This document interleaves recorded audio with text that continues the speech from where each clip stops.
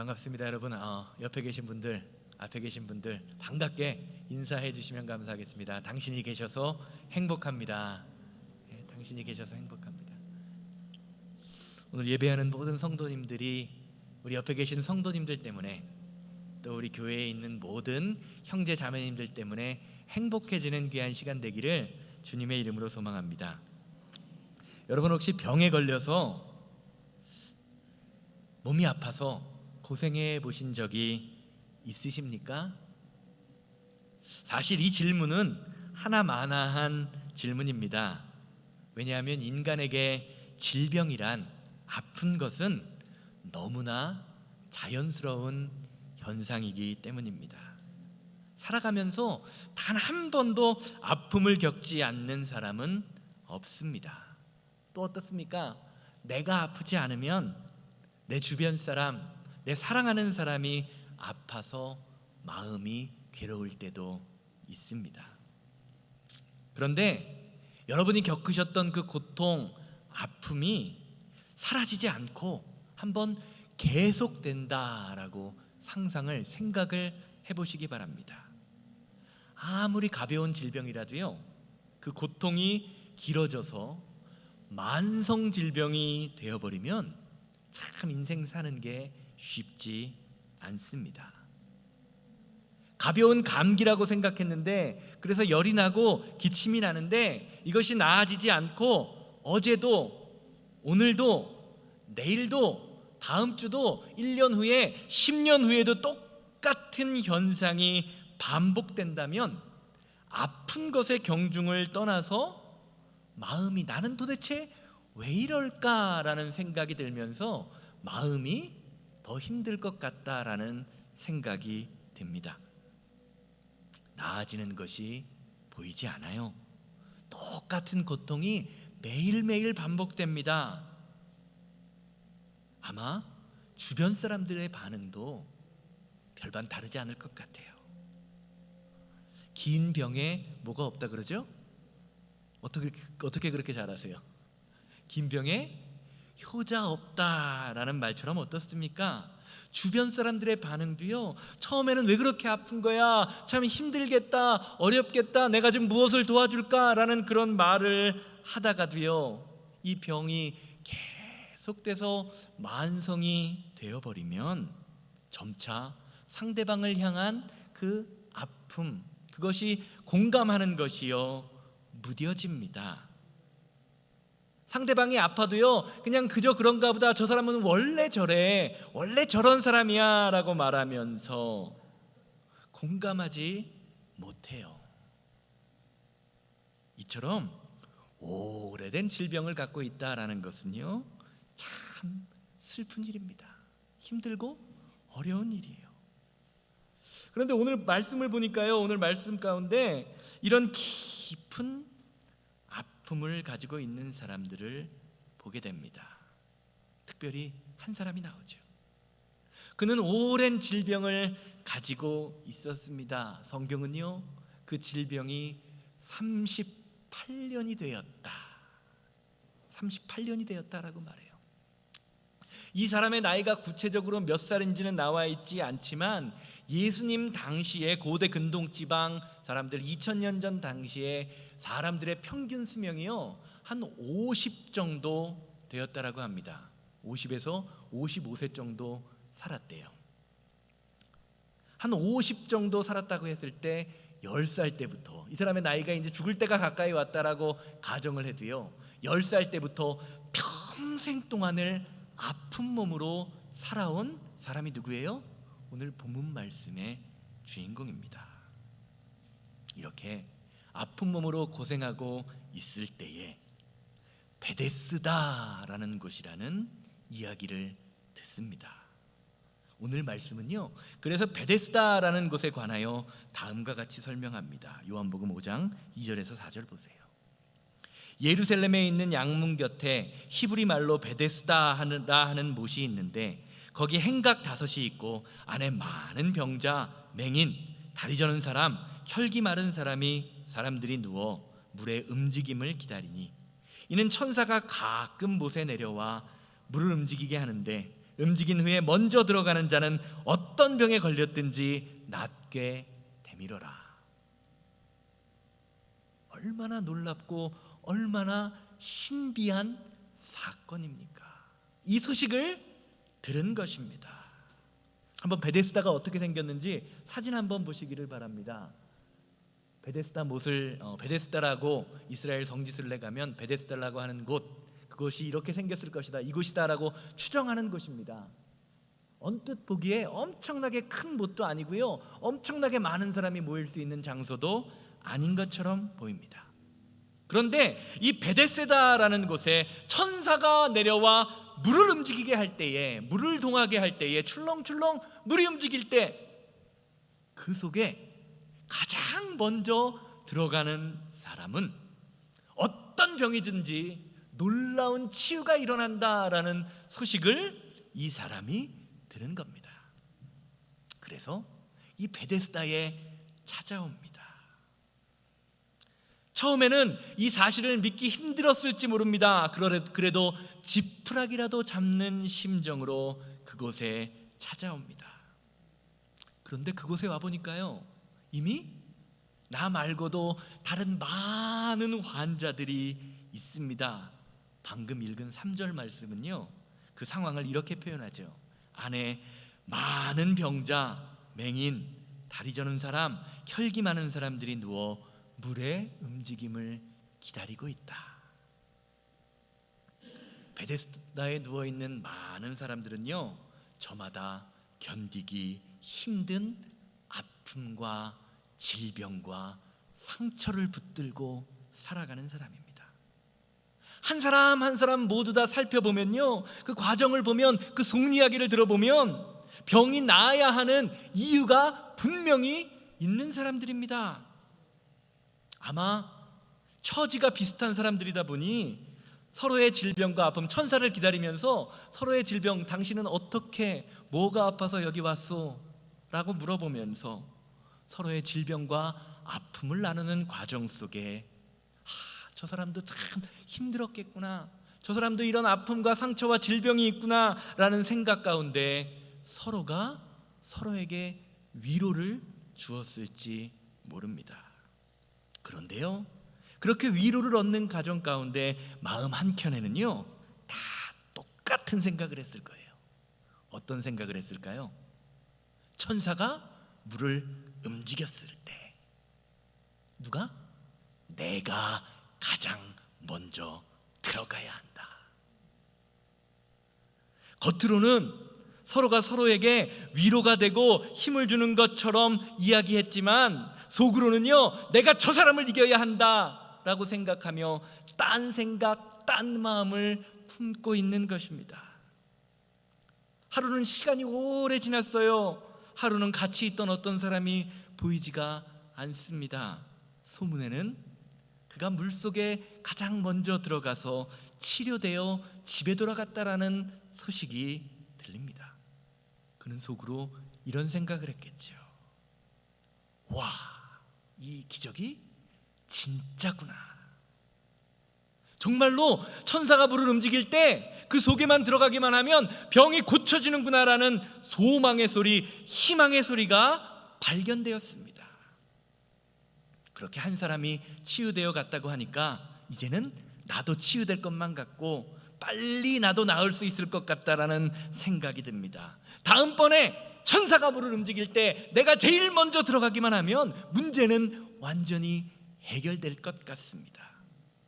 그러는 동안 몇 년이요? 38년이라는 시간이 흘렀습니다. 38개월도 아니고 38년이에요. 평생입니다. 제가 20대 초반에 군대를 26개월을 다녀왔어요. 26개월, 더 길게 한 분들도 아마 있을 거예요. 저희 아버지 세대에는 36개월을 했다고 하니까 요즘은 1년 6개월, 18개월로 줄었잖아요. 그런데요, 군대 안에 있을 때 26개월이 얼마나 안 가던지 아마 경험해 보신 분들은 알 겁니다. 그런데 이 사람은요, 몇 년이요? 38년입니다.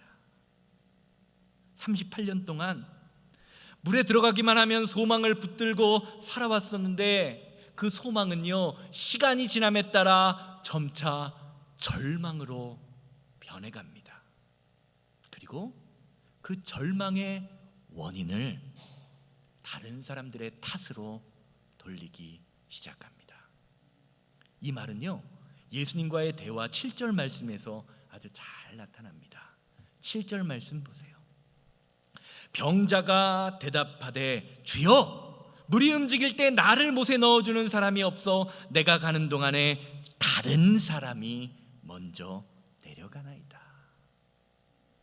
오늘 말씀을 보면요, 베데스다 연못에 있는 이 38년 된 이름 모를 병자는요, 자신이 질병으로 고통받고 있는 이유를요, 다른 사람 탓으로, 저 사람들 때문이다라고 이야기하고 있습니다. 저 인간들, 저 못쓸 인간들 때문이라는 거죠. 저 인간들이 나보다 먼저 물속에 들어가서 나는 도와주는 사람이 없어서 이 모양 이 꼴입니다라고 이야기하고 있는 것입니다. 말씀드린 것처럼 처음에는 자기 주변에 있었던 사람들이 다 친구 같았습니다. 아픔을 나누고 상처를 나누던 사람들이었습니다. 그런데 시간이 지남에 따라서 이 사람들은요, 아주 얄밉고 비겁한, 사라져버렸으면 좋을 것 같은 경쟁자들로 바뀌어 버렸습니다. 함께 있지만, 함께 누워서 이야기도 하고 즐거운 시간을 보내는 것 같지만 함께하고 싶지 않은 사람들입니다. 내가 치료받을 기회를 빼앗아갈 수도 있는 경쟁자로 느껴지기 때문입니다. 그런데요, 그 자리를 차마 떠날 수는 없습니다. 왜냐하면 언제 천사가 물을 통하여 움직일지 모르기 때문입니다. 원치 않는 동거를 계속해서 해야 하는 거예요. 그런데 참 재미있는 사실이 하나 있습니다. 이곳 베데스다라는 곳의 지명입니다. 베데스다의 뜻이 무엇일까요? 베데스다라는 그 연못의 이름의 뜻은요, 자비의 집, 은혜의 집이라는 뜻입니다. 뭐라고요? 자비의 집, 은혜의 집. 지금 이 환자가 있는 은혜의 집에서요, 자비의 집에서요, 은혜가 사라졌습니다. 대신에 그 자리에 미움, 다툼, 시기, 질투, 아픔, 상처만이 자라나고 있습니다. 은혜와 소망을 가지고, 희망을 가지고 찾아온 장소가요, 원수들이 쌓여있는 지옥이 되어버린 것입니다. 지금 이곳이요, 지금 베데스다 은혜의 집이라는 장소의 현실입니다. 사랑하는 여러분, 베데스다의 현실, 이 상황을 보시면서 어떤 마음이 드십니까?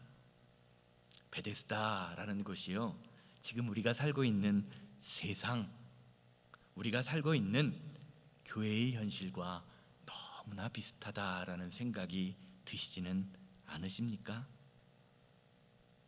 행복해보자고 희망을 가지고 모였는데 때때로 꼴보기 싫은 사람들이 눈에 들어옵니다. 이게 우리의 현실이라는 거죠.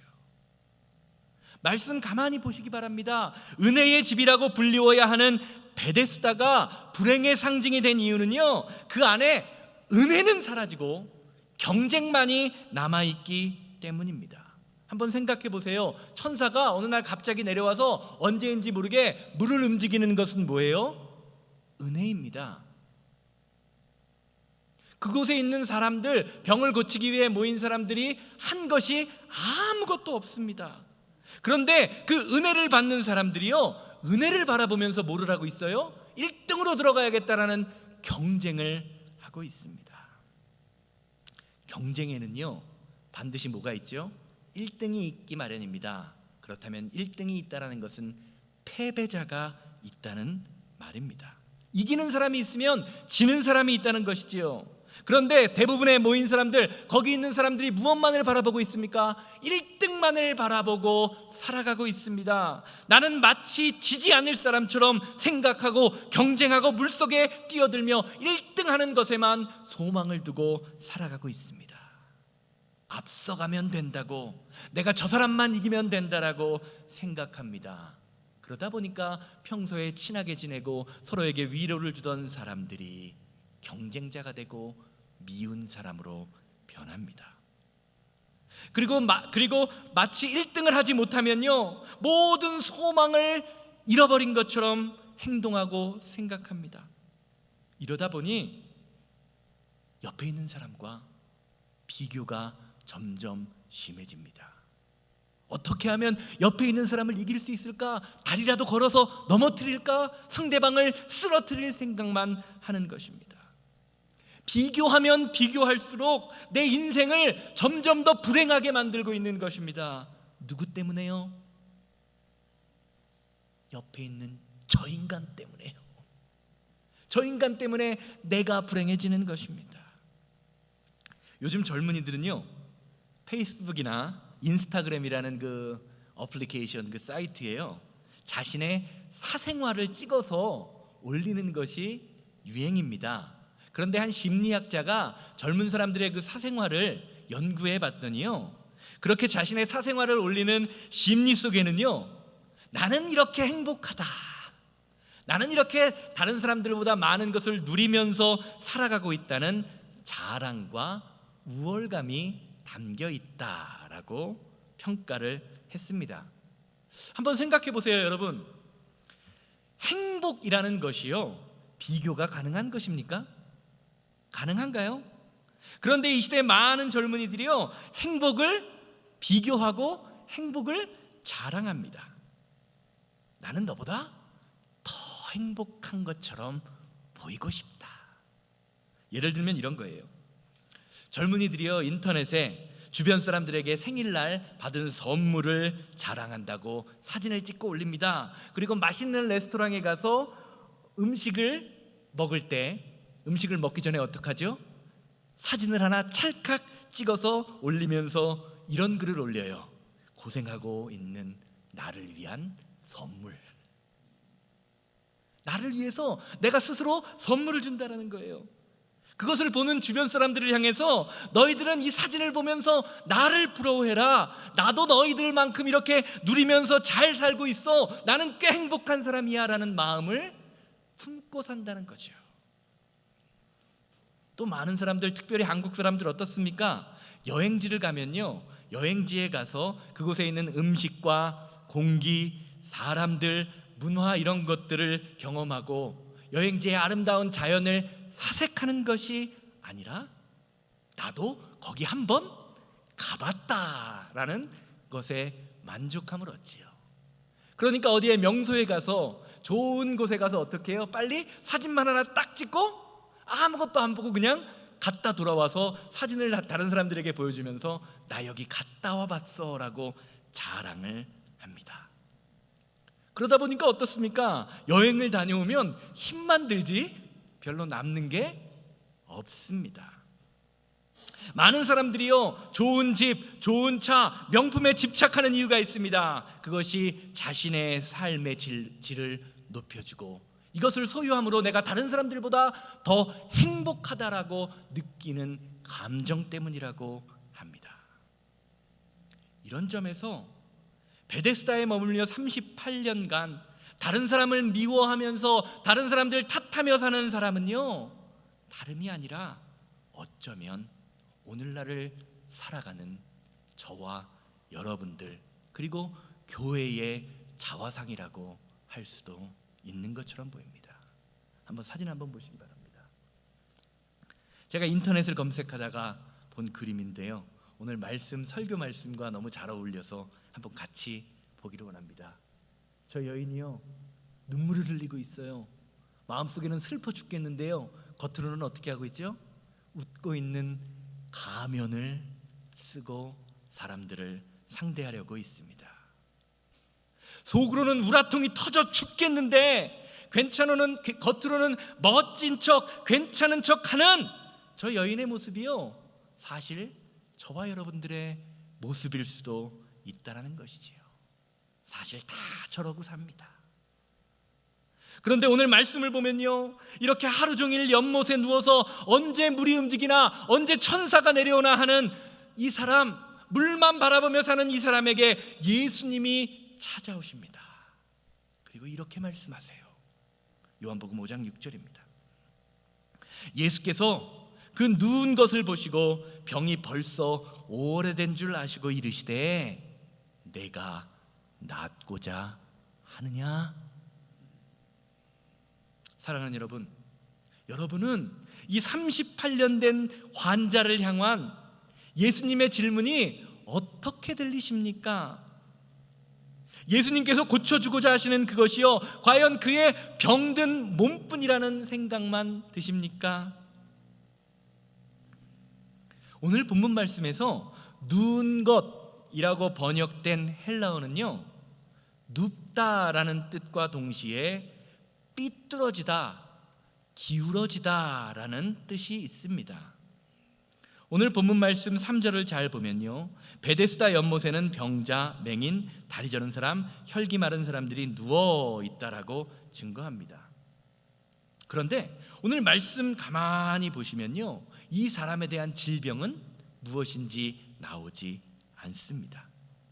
쉽게 말하면 예수님은요, 이 환자를 보면서 단순히 누워있기 때문에 병이 오래되었다라고 생각하시는 것이 아니라 그의 삐뚤어지고 기울어진 마음속의 상태를 보고 계신 거예요. 그래서 오늘 본문 말씀을 보면, 다른 본문들을 보면 예수님이 이 사람의 질병을 고쳐주셨을 때 다리 마른 자, 병든 자, 혈루병을 앓은 자와 같이 이렇게 질병이 무엇인지를 이야기하고 있지만, 오늘 본문 말씀은요, 이 사람이 왜 누워있을 수밖에 없는지에 대한 병명은 이야기하지 않고 있습니다. 이 사람의 마음이, 생각이 삐뚤어지고 기울어져 있다는 거죠. 이것은 예수님의 질문에 대답하는 이 사람의 대답에 너무나 잘 나타납니다. 7절 말씀 다시 보세요. 병자가 대답하되 주여, 물이 움직일 때 나를 못에 넣어주는 사람이 없어 내가 가는 동안 다른 사람이 먼저 갑니다. 여러분, 혹시 여러분이 아파서 질병에 걸리셨는데요, 어떤 사람이 와서 어떤 질병이세요? 병이 낫고 싶으세요? 라고 물으면 무엇이라고 대답하는 것이 정상입니까? 병이 낫고 싶으십니까? 라고 물어보면요, 뭐라고 대답해야 되죠? 네, 병이 낫고 싶습니다. 아니면 아니요, 괜찮습니다 라고 이야기하는 것이 정상입니다. 그런데 오늘 본문 말씀 속에 38년 된 환자는요, 그렇게 대답하지 않습니다. 병이 낫고 싶습니다 라고 말하는 대신에 저 사람들 때문입니다, 나를 도와주지 않는 사람들 때문에 내 병이 낫지 못하는 것입니다 라고 이야기하면서 세상 탓을 하고 있습니다. 보세요, 이 사람의 대답을 가만히 살펴보면요, 이 남자가 가지고 있는 질병은요, 육신의 질병이 아닙니다. 남들과 비교하는 병, 다른 사람을 원망하며 자신의 상황을 스스로 지옥으로 만드는 영적인 질병에 붙들려 있습니다. 예수님께서는 이 환자를 보면요, 질병의 문제보다 더 중요한 영적 문제를 보고 계신 것입니다. 그래서 5장 6절 아까 읽은 말씀을 보면요, 병이 벌써 오래된 줄 아시고 라고 말씀을 하시는 거죠. 그래서 예수님께서는요, 그 사람이 예수님에 대하여 이상하게 대답하는 것, 그가 쏟아내는 원망과 억울함에는요, 아무런 반응을 하지 않으십니다. 왜요? 원망하는 사람, 불평하는 사람, 남 탓하는 사람에게 맞장구를 쳐주면 어떻게 되죠? 원망이 더 커집니다. 우라통이 더 커지는 것처럼 막 그냥 반응해서 말이 쏟아지기 때문입니다. 대신에 예수님의 말씀을 보시기 바랍니다. 예수님은요, 원망하는 사람을 향하여 이렇게 선포하십니다. 일어나 내 자리를 들고 걸어가라. 아멘. 아멘이지요. 예수님의 말씀을 가만히 보세요. 병을 고쳐주시고자 하는데요, 내 병이 나을 것이다, 내 병이 고쳐졌다라고 선포하시는 것이 아닙니다. 대신에 그가 스스로 만들어내고 있는 지옥과 같은 곳을 내 스스로 일어나 걸어서 벗어나라고 말씀하고 계십니다. 일어나 내 자리를 들고 걸어가라. 옆 사람과 상관없다라는 거죠. 당신 스스로 할 수 있다라는 것입니다. 사랑하는 여러분, 이것이 예수 그리스도를 영접한 성도의 능력입니다. 일어나 내 자리를 걸어갈 수 있다라는 것이죠. 벗어날 수 있다라는 것입니다. 오늘 예배하시는 모든 분들에게 여러분들의 삶에 자리 잡고 있는 질병과 아픔과 상처와 원망과 다툼과 저주와 같은 모든 영적인 질병, 악한 것들을 에서 예수 그리스도의 이름으로 스스로 떨쳐버리는 귀한 시간 되시기를 주님의 이름으로 소망합니다. 이것이 예수님께서 저희에게 주고자 하시는 영적인 축복이요 능력입니다. 사랑하는 여러분, 성도는요, 하나님의 말씀과 나를 비교하는 사람입니다. 그런데 자꾸 다른 것으로 비교하고 옆 사람과 비교하니까 어때요? 내가 초라해 보입니다. 부족해 보입니다. 우리는 대부분 비교할 때 어떻습니까? 나보다 잘난 사람과 나를 비교하기 때문입니다. 그래서 우리는요, 날마다 주변 세상을 바라보는 존재이기 때문에 우리가 이 세상을 살아가는 동안 비교하는 삶을 완전히 지워내지 못할 것처럼 느껴집니다. 우리 주변을 보면요, 보이는 게 있습니다. 들리는 게 있습니다. 내가 저 사람을, 상대방을 보며 계산을 하게 됩니다. 그냥 비교하려고 마음 먹지 않아도 저절로 비교가 되는 것이 죄로 물든 저와 여러분들의 자화상입니다. 창세기 4장 말씀을 보면요, 최초로 살인을 저지르는 가인과 아벨의 모습이 등장합니다. 말씀 가만히 보시기 바랍니다. 가인이 아벨을 죽이는 이유가 무엇입니까? 왜 죽였죠? 비교했기 때문입니다.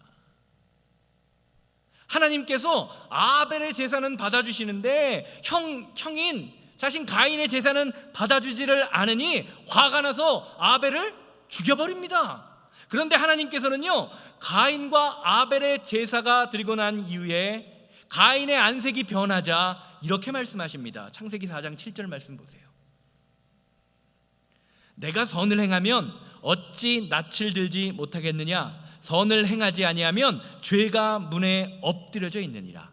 죄가 너를 원하나 너는 죄를 다스릴지니라.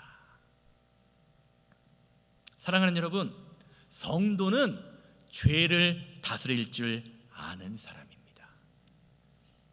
그렇게 우리는요, 우리를 죄로 이끌어가는 비교와 원망의 실체가 무엇인지를 확실히 알고 우리 안에서 자라나는 비교와 원망을 다스릴 줄 아는 사람이 되어야 합니다.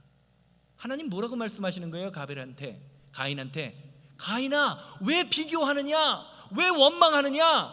너 자신을 바라보아라 라고 말씀하시는 것이지요. 사랑하는 여러분, 우리 안에서 자라나는 비교와 원망은요, 주님께서 우리에게 주신, 베푸신 하나님의 은혜를 바라볼 때에 다스릴 수 있게 됩니다. 오늘 말씀 가만히 다시 보세요. 말씀드린 것처럼 베데스다라는 곳은요, 은혜가 있는 곳입니다. 자비가 넘치는 곳입니다. 그렇기에 천사가 물을 움직이는 것은 전적인 하나님의 은혜입니다. 병이 고쳐진 사람도 병이 고쳐지지 않는 사람도 한 것이 아무것도 없습니다. 그런데 오늘 말씀을 보면요, 병을 고쳐진 사람이나 고치지 못한 사람이나 자신의 성취가 하나님의 은혜보다 앞서 있는 것을 보게 됩니다. 병이 고쳐진 사람도 병이 고쳐지진 못한 사람도, 고쳐진 사람은 내가 1등으로 들어갔기 때문에 병이 고쳐졌다라고 생각하고요, 고쳐지지 못한 사람은 내가 1등으로 들어가지 못해서 저 사람 때문에 내가 고쳐지지 못했다고 생각하면서 천사가 물을 동하게 하신 하나님의 은혜는 완전히 사라져버리고 있습니다. 사랑하는 여러분, 성도는요, 내 힘과 능력과 노력으로 이 세상을 살아가는 사람이 아닙니다. 하나님의 은혜로 살아가는 사람입니다. 그렇게 우리 안에서요, 하나님이 주시는 은혜의 모습이 사라지면요, 은혜의 자리를 지옥으로 바꿔버립니다. 가인이 하나님께 예배할 수 있었던 것은요, 소출을 풍성하게 주신 하나님의 은혜 때문입니다. 그런데 그것을 알지 못하니까, 비교하게 되니까 은혜의 자리가 사람을 죽일 수밖에 없는, 가족을 죽일 수밖에 없는 지옥으로 변하게 된 것입니다. 이것이 비교의 위력입니다. 원망의 위력입니다. 그래서 하나님은요, 가인에게 비교는 죄다라고 말씀하시면서 내가 스스로 내 안에서 그것을 다스려야 한다고 말씀하고 계신 것입니다. 사랑하는 여러분, 죄를 다스려야 합니다. 그렇지 않으면요, 죄로 인해 내가 죽습니다. 죄로 인하여 다른 사람을 죽이게 됩니다. 사망의 역사가 저와 여러분들의 삶을 주장하게 만든다는 것입니다. 결론적으로 말씀드리겠습니다. 예전에 어떤 부흥사님의 설교 말씀 중에 이런 말을 들은 적이 있습니다. 이분이 가는 곳마다 능력을 베푸시고 하나님의 능력이 많이 선포되니까요, 집회만 가면 이 목사님께 물질의 축복을 바라시면서 기도 부탁하시는 분들이 참 많이 있다라고 설교를 하셨습니다. 가는 곳마다 자기가 이런 사업을 하는데 사업이 대박 나고 싶습니다. 저희를 좀 축복해 주십시오라고 기도 부탁을 하신답니다. 그러면서 그분들이 꼭 하시는 레파토리가 있대요. 목사님, 저는 우리 교회에서 11조를 가장 많이 하는 사람이 되고 싶습니다. 그런 말씀을 꼭 하면서 물질의 축복을 받기를 원하신다라고 말합니다. 참 좋은 생각 같죠. 그런데 그 말을 들을 때마다 목사님께서는 기도하시면서 혹은 기도가 끝난 후에 이런 권면을 하신다고 합니다. 많이 하는 것보다 중요한 것은 정확하게 하는 사람입니다. 교회에서 가장 많이 하는 것도 중요하지만 당신은 가장 정확하게 하는 사람이 되십시오라고 말씀을 하고 기도하고 권면하신다라고 말씀하셨습니다. 사랑하는 여러분, 비교의 대상은요, 옆에 있는 장로님, 권사님, 집사님이 아니라 하나님의 말씀입니다. 아무리 많이 해도요, 정확하게 하지 않으면요, 하나님은 그것을 받지 않으실 수도 있습니다. 사랑하는 여러분, 구원은 이 땅에서의 성취에 있지 않습니다. 내가 얼마나 잘 나가느냐, 얼마나 많이 드리느냐가 중요한 것이 아닙니다. 남들과 비교해서 더 많이 하거나 더 잘 나가는 것은 하나님께 아무런 의미가 없습니다. 오직 하나님의 말씀에 나를 비추어 하나님의 말씀대로 살아갈 때 그 말씀을 순종하는 것이 저와 여러분들을 구원의 길, 능력의 길로 인도하는 것입니다. 그 길을 예수님께서는 십자가의 길이다, 좁은 길이다, 협착한 길이다 라고 말씀하십니다. 왜요? 예수님의 말씀을 지키면서 살아가는 것, 하나님의 말씀을 순종하는 것이요, 때로는 너무 힘들고 너무 어려운 것처럼, 내가 할 수 없는 것처럼 느껴지기 때문입니다. 그래서 우리는 때때로 나도 다른 사람들처럼 좀 넓은 길로 가볼까? 저 사람처럼 저렇게 하면 나도 좀 신앙생활이 편할 수 있을 텐데 라고 생각하면서 1등을 바라보며 나아가는 것입니다. 오늘 본문에 나오는 베데스다의 38년 된 환자는요, 내가 이 지옥에서 벗어나고 너기를 원하느냐, 내 병이 낫기를 원하는 그 예수님의 질문에도요, 그 질문을 이해하지 못하고 예수님께 주님, 내가 1등을 해야 합니다, 내가 1등을 하지 못해서 불행하게 살고 있습니다 라고 외치고 있습니다. 그러나 예수님께서는요, 그렇게 1등을 갈망하며 살아가던 자에게 1등이 중요한 것이 아니다 라고 말씀하십니다. 그를 고친 것은요, 그가 그렇게 바라던 1등이 아니었습니다. 내 자리를 들고 일어나 걸어가라 하신 예수님의 말씀이었습니다. 그 말씀에 순종했을 때 38년 된 병자가 그 자리를 털고 일어나는 믿음의 역사가 일어나게 된 것입니다.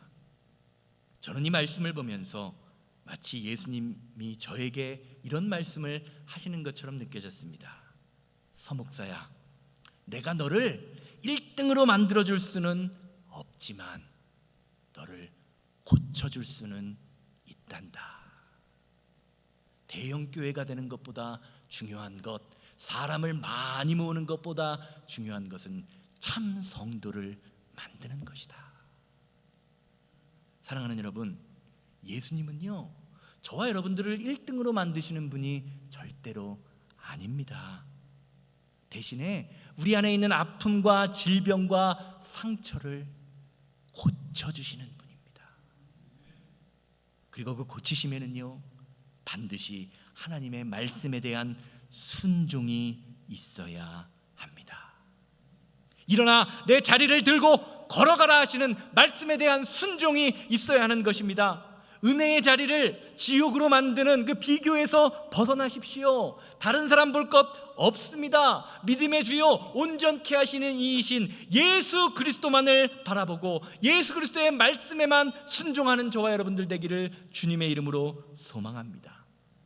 저와 여러분들의 비교는요, 은혜의 자리를 지옥으로 만들지만 예수님께서는요, 우리가 만든 지옥을 천국으로 바꾸시는 분입니다. 이것이 하나님의 말씀이 우리에게 주는 능력입니다. 그리고 예수 그리스도로 천국을 누릴 때에 하나님이 우리에게 주시는 그 놀라운 은혜와 능력이 저와 여러분들의 삶에 그리고 가정에 날마다 풍성하게 임하게 될 것입니다.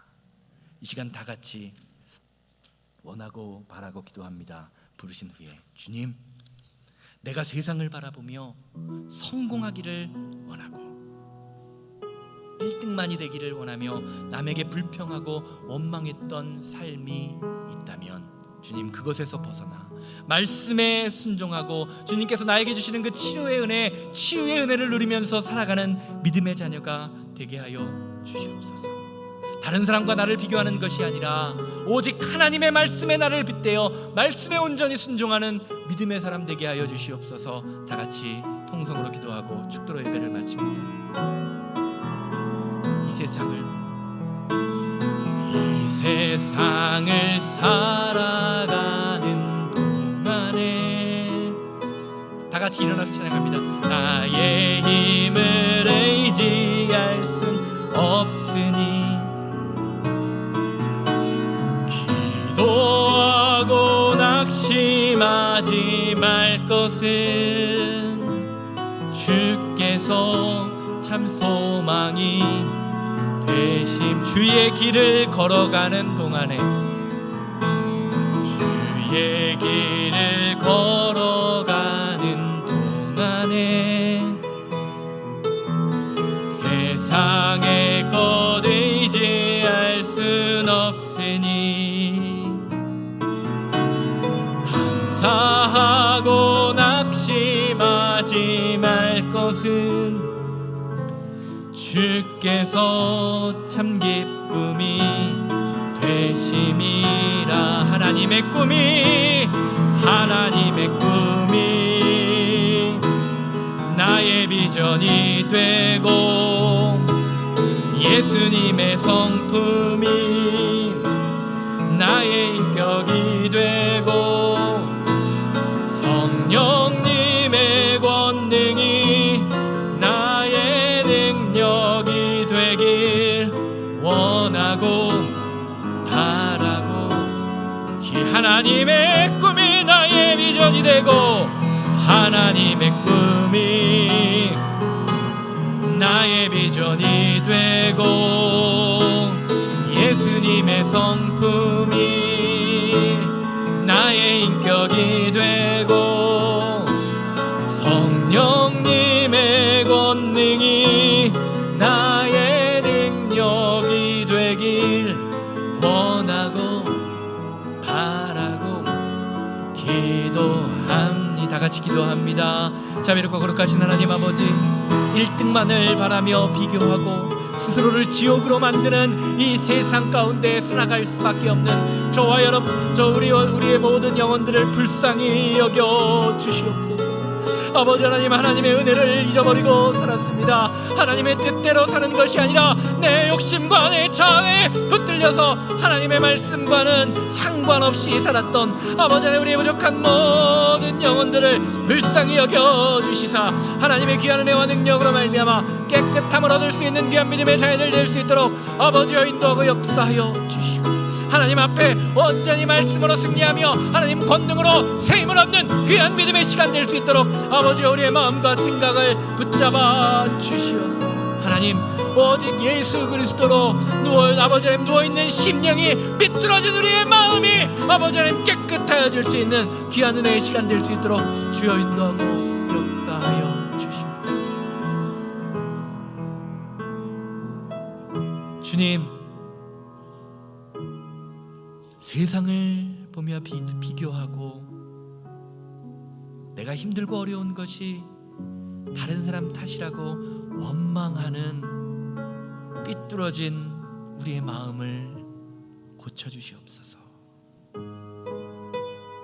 스스로를 지옥에 빠뜨리며 다른 사람 때문이라고 생각했던 38년 된 그 환자가 우리의 모습임을 깨닫게 하시니 감사를 드립니다.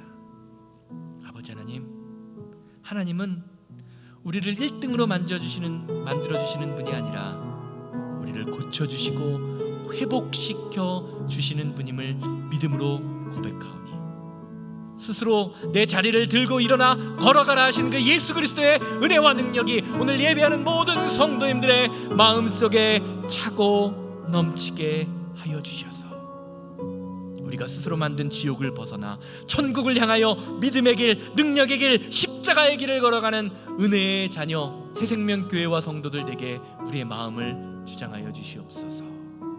이제는 우리 주 예수 그리스도의 은혜와 아버지 하나님의 거룩하심과 성령님의 감화감동 역사하심이 예배를 마치고 자리로 돌아가 하나님의 말씀에 비추어 죄를 벗어나기 원하는 우리 성도님들의 삶과 가정과 사업장 만나는 모든 사람들 위해 이제부터 영원토록 함께 있을지어다.